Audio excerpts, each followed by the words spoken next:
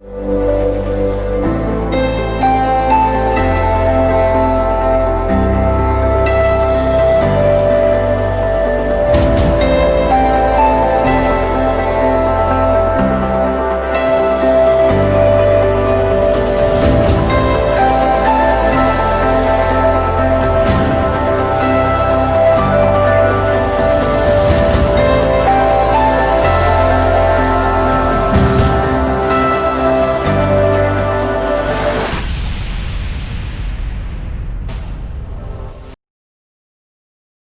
tal, queridos hermanos y hermanas? Eh, la verdad que es un gusto compartir otra vez con ustedes la palabra de Dios. Y como ven allí tenemos una breve meditación sobre el Sermón del Monte, pero abreviado porque ocupa 3 capítulos en el Evangelio de Mateo, un poco menos en Lucas, pero es muy extenso. Vamos a tomar algunos puntos nomás. Y espero que esto sea realmente de bendición para todos ustedes. Que el Señor les bendiga y por favor, entonces prestamos atención y vemos algunos de los puntos, pero sí algunos de ellos. El propio Sermón del Monte lleva 3 capítulos en Mateo. Lucas es mucho más abreviado, da la sensación que él tomó 3 o 4 puntos en realidad del sermón y es el que incluye en su evangelio. Pero Mateo parece describirlo en su totalidad, o por lo menos bastante extenso es. El Sermón del Monte algunos inclusive dicen no, es para el pueblo de Israel, está muy vinculado a la ley, cosas por el estilo. Lo que hay que tener cuidado con el Sermón del Monte es lo que pongo acá. No es un camino o sendero a la salvación, ¿sí? Sino parece como que es medio por obras y ahí viene el gran conflicto que a veces ha suscitado en las iglesias. Pero sí es un camino después de la salvación en Cristo. Entonces, ahí es donde nos ubicamos realmente en el valor, digamos así, y el contenido de esto. Uno cuando lo lee así, parece saltar de temas, pero uno va descubriendo que es como una sinfonía bien orquestada de principios para la vida cristiana. Y digo orquesté una sinfonía porque como toda sinfonía tiene distintos movimientos, tiene distintos instrumentos, inclusive distintos momentos altos, bajos, etcétera, etcétera. Entonces, me gustó esta idea y la entendí un poquito mejor, es como una orquesta, es una sinfonía, pero que regula 3 cosas. La vida cristiana regula nuestra relación con Dios, la vertical, la relación con los demás, la horizontal, y otra muy importante, la relación con nosotros mismos. Así que es un compendio absolutamente riquísimo y algunos lo llaman realmente el manifiesto cristiano y la verdad que es bastante acertada esa definición. Uno lo lee en 10 minutos, pero su cumplimiento en realidad nos demanda toda la vida. Y las exigencias que tiene, en un sentido, el Sermón del Monte, realmente es algo admirable que nosotros podamos realmente transitar este camino, pero después de ahí, mirando así, uno por supuesto encuentra mucha bibliografía sobre el tema, pero yo llegué a rescatar y me ordenó un poquito en la cabeza, en el corazón, 3 paquetes de 10 principios. Entonces yo los quiero enumerar así brevemente. Están las bienaventuranzas. Las bienaventuranzas son realmente extraordinarias y, y son realmente muy importantes para nosotros poder cumplir. Bienaventurados los pobres en espíritu, etcétera, etcétera. Y tiene unos conceptos geniales realmente. Y concluye esta primera decena, llamaríamos así, con vosotros sois. Y ahí es cuando él dice sal y luz. Las podemos tomar como 2. Algunos inclusive toman las bienaventuranzas como 8. Creo que son 9 en realidad. Pero agrega también esta última que va compendiada. Son 2 en una casi. Soy sal y luz. Así que la primera decena tiene que ver con nuestras actitudes y las consecuencias de cómo nosotros encaramos esto. Dicho sea de paso que bienaventurados significa felices. O sea, va a haber un contentamiento, una alegría o una felicidad profunda, sino no una cosa pasajera, qué sé yo, sino algo profundo cuando realmente nosotros podemos llevar adelante y hacer nuestras estas llamadas bienaventuranzas. Insisto, no vamos a entrar en el tema, pero están ahí.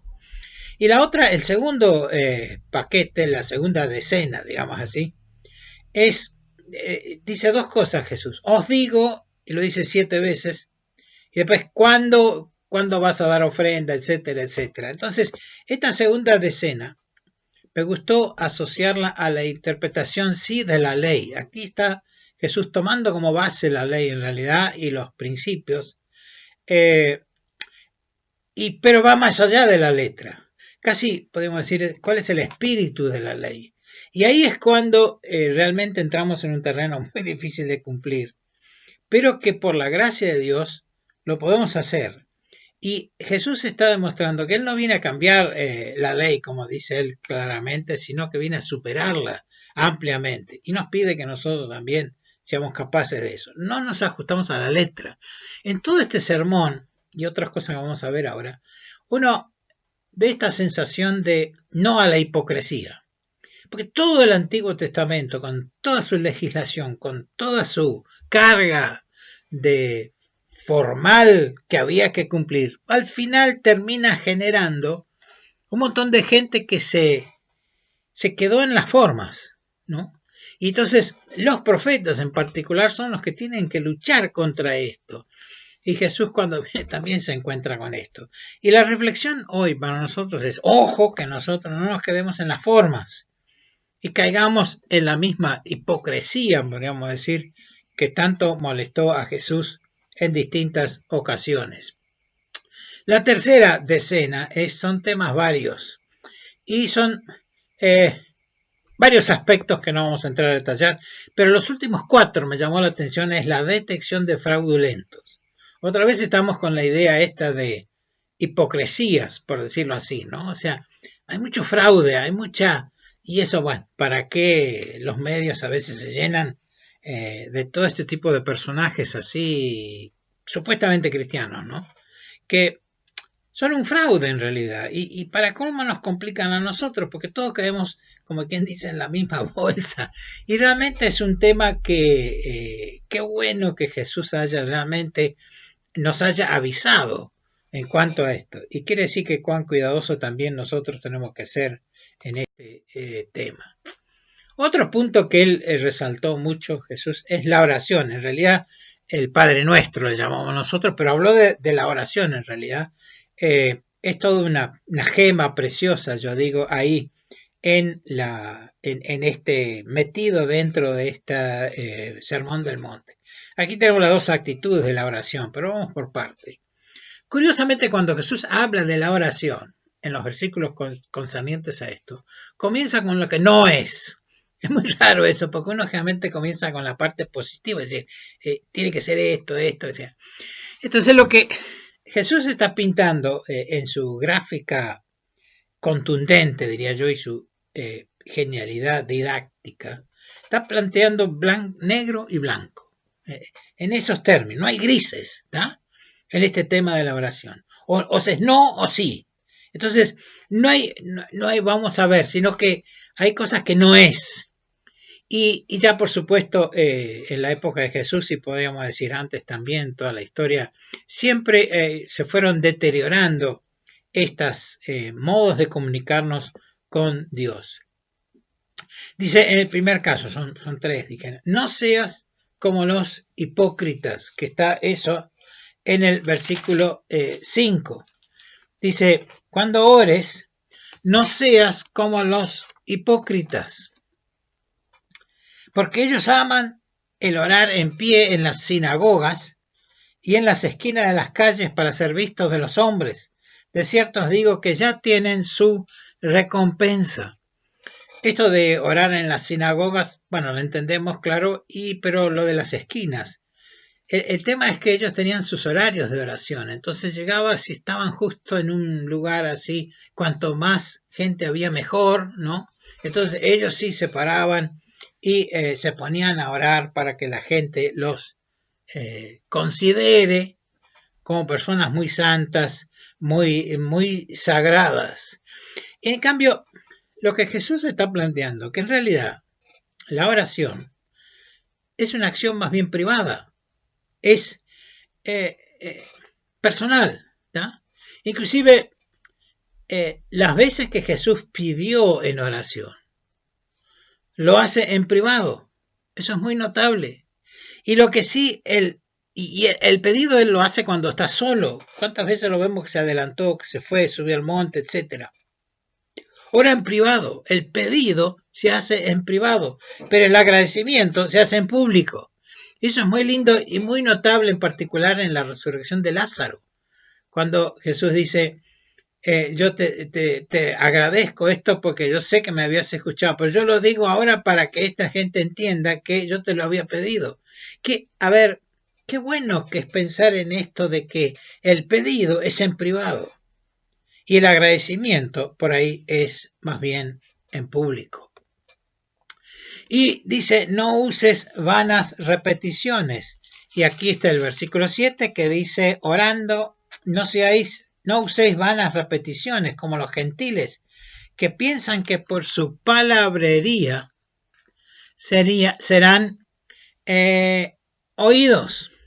Entonces, aquí hay un tema muy importante, que las oraciones, y lo vamos a decir sintéticamente con 3C, las oraciones públicas, en realidad estoy refiriendo aquí, ¿no? Sean cortas, concisas y concretas. Las 3C, cortas, concisas y concretas. Eso no quita que uno privadamente haga los pedidos a Dios en su lugar, como vamos a mirar ahora. Yo recuerdo cuando nuestros hijos eran chicos. Ustedes los han visto y bueno, más lo conocen a Pablo. Bueno, esta tiene que ver con Pablo. Una vez cuando estábamos en la mesa y a veces le dábamos a los chicos que pidan por los alimentos. Y le tocó el turno a Pablo. Entonces dijimos, Pablo, podés orar por los alimentos. Era chico, ¿no? Levantó los ojos al cielo y dijo, gracias. Punto. Cortito y conciso. Y Dios también, por supuesto, escucha nuestras oraciones. Ahora, el versículo 6 que está entre medio de este 5 y el 7 dice, mas tú cuando ores, entra en tu aposento y cerrada la puerta, ora a tu Padre que está en secreto, y tu Padre que ve en lo secreto te recompensará en público. ¿Qué es el aposento? Bueno, no es el dormitorio. Era el depósito donde se guardaban los alimentos. Se atesoraban, podríamos decir, los alimentos. A ver, si hay un lugar de privacidad es el depósito, es el lugar donde está la cosa que no se muestra, es el depósito. Entonces, ahí es donde nosotros depositamos nuestra oración. Este hecho de ir a la cámara privada, tal vez sea el aspecto que más ha aparecido ahora en esta época de la pandemia, porque cada uno tiene que sí o sí orar y todo lo demás en su casa, en su aposento, en su lugar, en su, qué sé yo. Ni WhatsApp supera o sustituye esto. La oración entonces es ahora más que nunca, es secreto, es en nuestro hogar. No a la palabrería, como ya hemos hecho referencias recién. Y no hagas como ellos, que un poco está reiterando entonces los conceptos que hemos mirado recién. El Padre Nuestro. Esta es la oración que Jesús hace, es como es un modelo en realidad de oración que se conoce, es tal vez la más conocida y por supuesto repetida en la cristiandad. Pero vamos a mirar nosotros su comienzo y su conclusión, la del Padre Nuestro. En este punto, ¿por qué nosotros decimos oración y los otros dicen rezo? Oración es, yo me dirijo a alguien, y ese alguien es Dios. Rezo es repetir algo que ya está escrito, o ya está establecido. Y ahí radica un poco la diferencia. Para colmo, Jesús está diciendo, no se dediquen a repetir. Bla. Y bueno, el Padre Nuestro es una de las cosas más repetidas como rezo. Pero lo que Jesús les está diciendo, no me vengan con eso. Vénganme con hablar conmigo. Que tal vez sea una de las características más importantes dentro del movimiento evangélico, esta idea de hablar con Dios.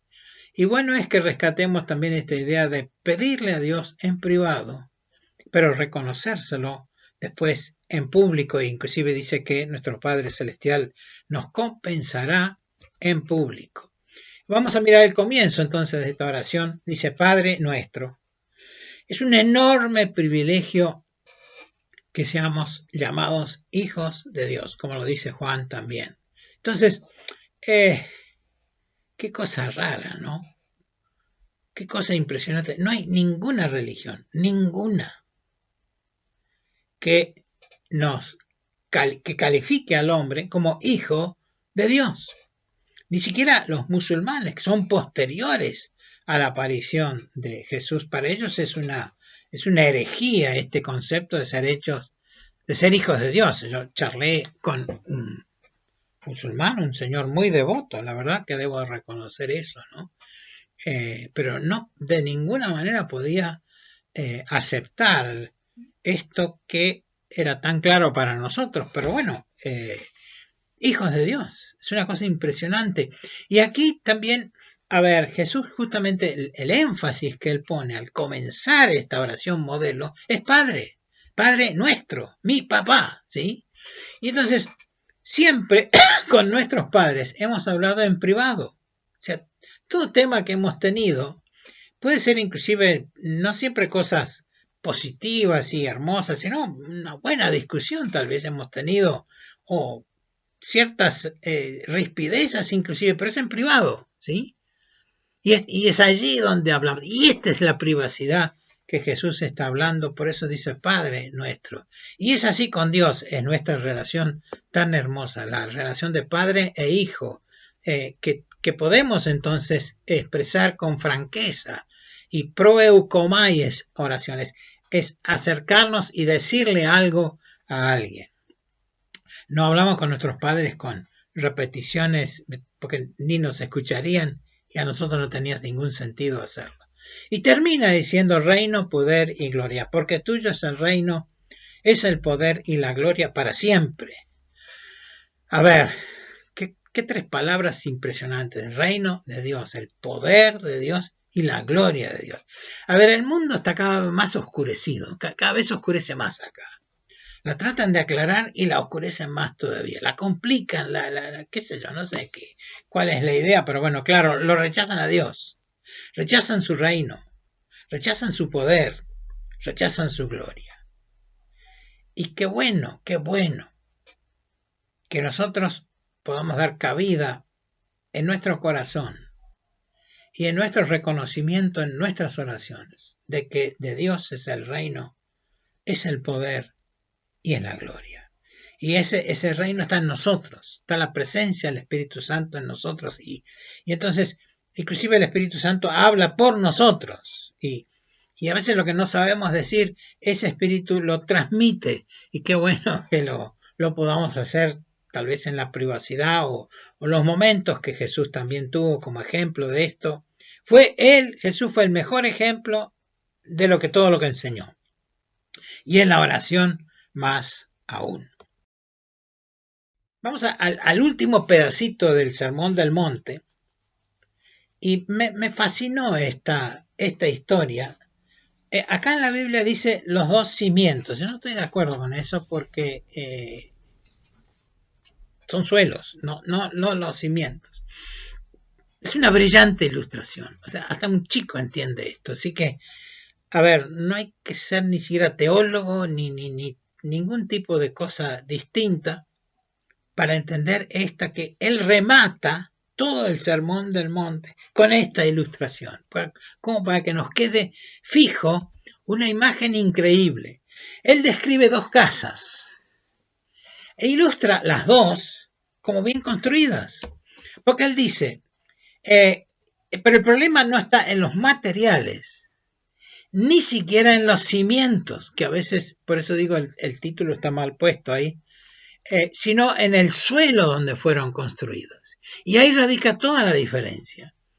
Yo en mi época de estudiante, para llegar a ser arquitecto, fui a Resistencia, Chaco, que está hoy un poco en las noticias también como ser un poco uno de los epicentros de este problema que vivimos hoy. Es una ciudad grande, pero mal fundada.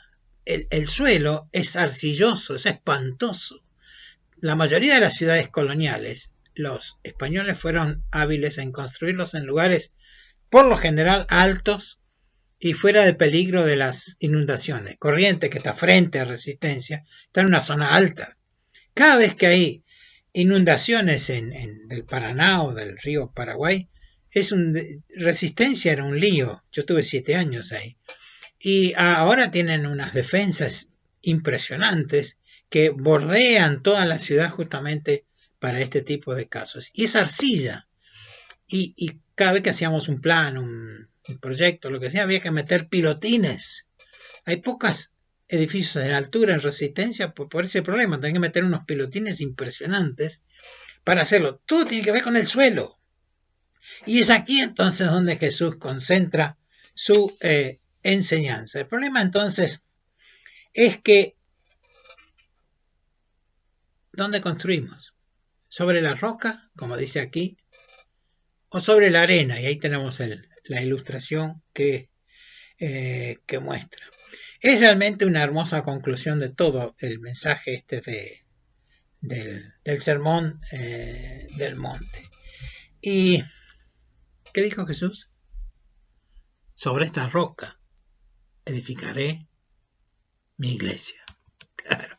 Entonces, estamos bien fundamentados. Toda la estructura está macanuda, está perfecta, pero lo más importante es que está sobre la roca. A ver, ¿dónde estamos nosotros? Cada uno de nosotros. Que es bueno saber que la iglesia está fundada sobre una roca.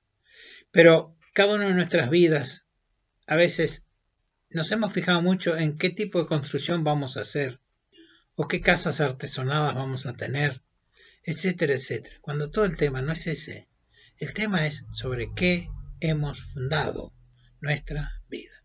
Que nuestra vida entonces esté fundada en el Señor Jesucristo, que es realmente la roca para nosotros. Pero toda esta historia, todo este sermón del monte, tiene en sí gran valor. Pero el tema es que después Jesús lo selló con su propia sangre. Él dijo, esta sangre es el nuevo pacto en mi sangre. Él pagó todo esto. Él, lo avaló totalmente. Qué hermoso sería que nosotros en el transcurso de nuestra vida también tengamos esta misma actitud. Y sepamos que esta no es el camino a la salvación, porque es el Señor Jesucristo el camino. Pero esto sí, nos ayuda mucho en el sendero, una vez que el Señor ha entrado en nuestros corazones. Y recordemos esto entonces de la oración. Qué hermoso que es orar en privado. Y pedirle a Dios en privado, pero también en público, agradecerle a Él la respuesta que nos ha dado. Que el Señor nos bendiga. Muy buenas noches.